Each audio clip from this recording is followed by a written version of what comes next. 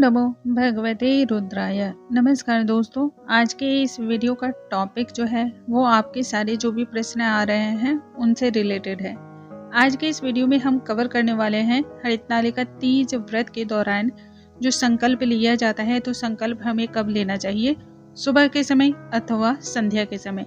यदि आपके पास अस्थायी तौर पे प्रतिमा हो, जैसे कि बहुत सारे लोग फोटो की पूजा करते हैं, बहुत सारे लोग हरितालिका तीज व्रत पर जो पार्थिव शिवलिंग परिवार होते हैं उनकी पूजा करते हैं, और बहुत सारे ऐसी भी महिलाएं हैं जिनके घर में धातु से बनी हुई प्रतिमा है, तो उनका क्या करना चाहिए। यदि धातु की प्रतिमा है तो यह अस्थायी कहलाती है।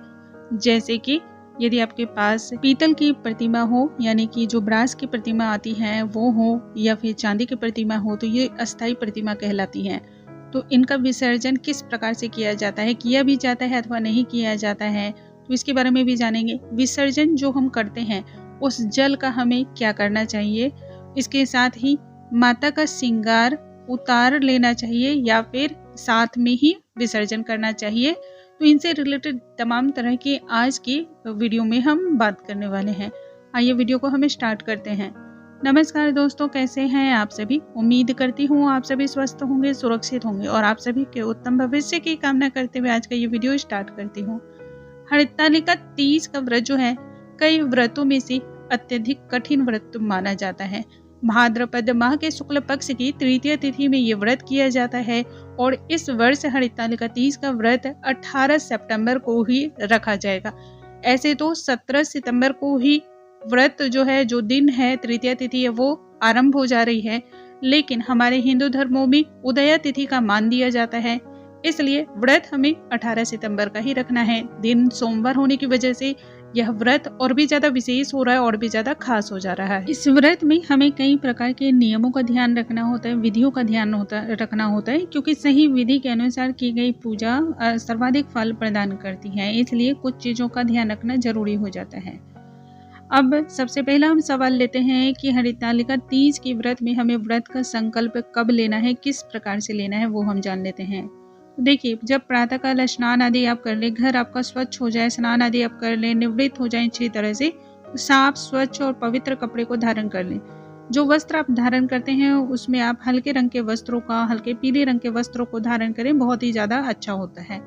अब सुबह के समय ही आप अपनी पूजा घर में शिव परिवार के सामने आपको एक दीपक प्रज्वलित करना है, और उसके बाद ही आपको व्रत का संकल्प ले लेना है।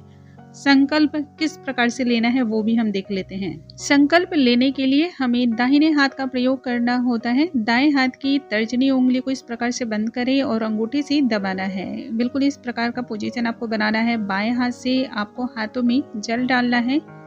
इसके बाद आप इसमें पुष्प डाल सकते हैं, सिक्के डाल सकते हैं, अक्षत डाल सकते हैं।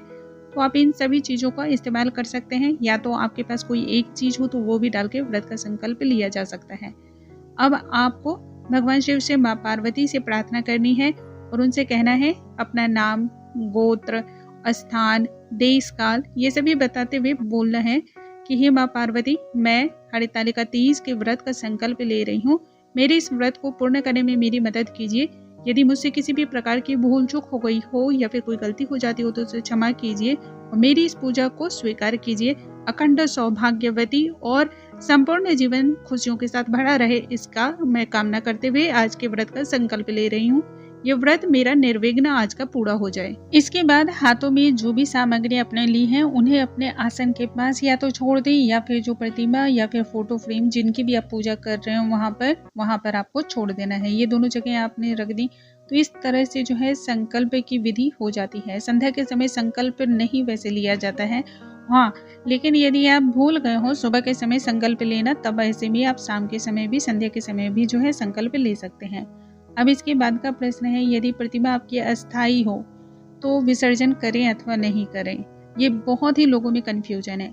देखिए, आमतौर पे जो पूजा हम साल में एक बार दो बार ऐसी पूजा करते हैं ना, तो उसमें प्रतिमाओं का जो है विसर्जन किया जाता है, और यदि खासकर पार्थिव कर रहे हो तब तो विसर्जन बहुत ज़्यादा जरूरी हो जाता है। लेकिन यदि आप ऐसी प्रतिमा की पूजा कर रहे हो जो अस्थाई है, जैसे कि पीतल की हो गई, चांदी की हो गई, तो ये अस्थाई मानी जाती है। इन प्रतिमाओं का विसर्जन नहीं किया जाता है, ये आप ध्यान रखिएगा, क्योंकि सालों भर आप इनकी पूजा करते हैं। अभी जो मैं पूजा कर रही हूँ ये बिल्कुल कच्ची मिट्टी से बनी हुई है। इनका विसर्जन जैसे मैं दूसरे दिन कर दूंगी, तो इसका विसर्जन किया जाता है, लेकिन अस्थायी जो प्रतिमा होती है उनका विसर्जन नहीं करना है, याद रखेंगे। इसके बाद का प्रश्न है, जब हम विसर्जन करते हैं तब उस जल का क्या करना चाहिए, क्योंकि आज के समय में हम सभी जितने भी होते हैं घर में ही विसर्जन की प्रक्रिया को पूर्ण कर लेते हैं। ठीक है, पहले के समय में जो भी आसपास तालाब होते थे, पोखर होते थे, वहां हम जाकर विसर्जन की क्रिया को करते थे। लेकिन घर में जो भी महिलाएं विसर्जन करती हैं उन्हें खासकर ये बातें जरूर जाननी चाहिए। विसर्जन के जल का आप क्या करते हैं ये मालूम होना चाहिए। देखिए, जब भी हम पूजा पाठ करते हैं तो उसमें अद्भुत ऊर्जाएं मौजूद होती हैं, तो ऐसे में जल का अन्यत्र इस्तेमाल करना या फिर जल को नाले में बहुत लोग प्रवाहित कर देते हैं या फिर वो बाथरूम में प्रवाहित कर देते हैं, फेंक देते हैं इधर उधर, तो ये बहुत ही गलत बात मानी जाती है। एक दिन पहले आपने भगवान की पूजा की पूरी श्रद्धा के साथ, विश्वास के साथ, और दूसरे दिन आपने यूं ही उसे बेसिन में बहा दिया या फिर उसे नाली में डाल दिया, ये बहुत ही गलत मानी जाती है। विसर्जन के जल को हमेशा किसी न किसी पौधे में डाल दें, जैसे कि आप केले के पौधे में डाल सकते हैं, आंवले के पौधे में डाल सकते हैं, बेल पत्र हो गया, समी के पौधे में डाल सकते हैं, या आपके पास इनमें से कोई भी पौधा ना हो तो गमले में आपने जो भी पौधा लगा रखा हो, फिर वो मनी प्लांट का पौधा हो, फूल का पौधा, जो भी हो, आप उसमें ये जल को डाल सकते हैं, लेकिन विसर्जन के जल को अन्यत्र ना फेंकें। अब इसके बाद भी आती है, जिनके पास ये भी सुविधा ना हो तब ऐसे में जल का क्या करें। तब ऐसे में जल को जो है आप अपनी छत पर डाल सकते हैं। छत पे पक्षियां वगैरह आती हैं, वो उस जल का पान कर लेंगी, इस तरह से आपको डबल पुण्य मिल जाता है। इसके अलावा आप गाय जहाँ पर भोजन करती हैं उनके जल में मिलाकर भी इस जल को डाल सकती हैं, गाय भी इस जल को पी जाएंगी, तो ये बहुत ही ज्यादा उत्तम माना जाता है। अब बात करते हैं माता पार्वती की श्रृंगार की। जो श्रृंगार हम माँ पार्वती को अर्पण करते हैं उसमें कई चीजें हम माँ को अर्पण करते हैं जो माँ के साथ ही रहती है। जैसे कि हम माँ को सिंदूर अर्पण करते हैं, उसी प्रकार से माँ पार्वती को श्रृंगार की सारी सामग्री अर्पण करते हैं, चुनरी और बिछुए अर्पण करते हैं। तो इन चीजों का हमें क्या करना चाहिए, क्या इसका भी विसर्जन कर देना चाहिए या फिर क्या करना चाहिए या उतार लेना चाहिए विसर्जन से पहले, तो ये सभी चीजें भी मालूम होनी चाहिए। देखिए, माँ पार्वती के निमित्त जो हम श्रृंगार की सामग्री को अर्पण करते हैं उन्हें विसर्जन से पहले उठाया नहीं जाता है।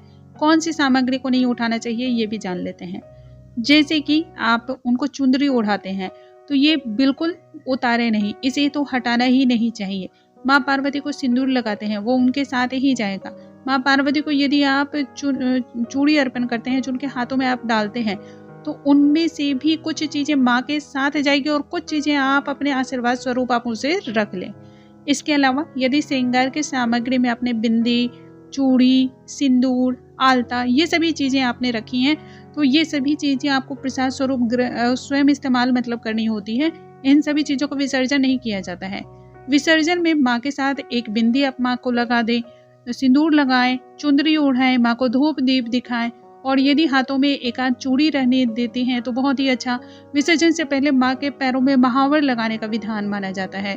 तो इस प्रकार से आप विसर्जन में वही चीजें डालें जो मायके से कोई भी स्त्री, कोई भी महिला अपने साथ लेकर जाती है, उन चीजों को आप रहने दें और बाकी माँ का आशीर्वाद स्वरूप, प्रसाद स्वरूप स्वयं इस्तेमाल करें। दोस्तों, मुझे उम्मीद है आज की ये जानकारी आप सभी को पसंद आई होंगी, आप सभी के बहुत ज़्यादा काम भी आएंगी। जानकारी पसंद आई हो तो कमेंट बॉक्स में हर हर महादेव लिखना बिल्कुल ना भूलें। अगले वीडियो में नई जानकारी के साथ हम फिर से मिलेंगे, तब तक के लिए नमस्कार दोस्तों।